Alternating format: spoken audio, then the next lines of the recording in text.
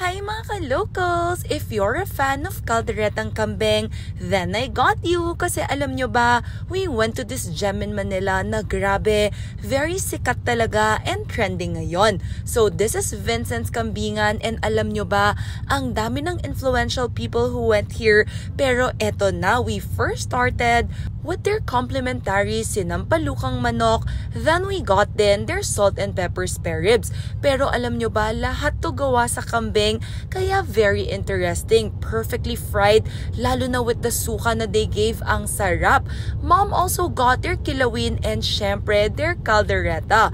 Sobrang flavorful nito and even though it's medyo mabuto, ang dami niyang laman inside. Super bagay talaga sa rice, alam nyo, I swear mapapa-extra rice talaga kayo dito.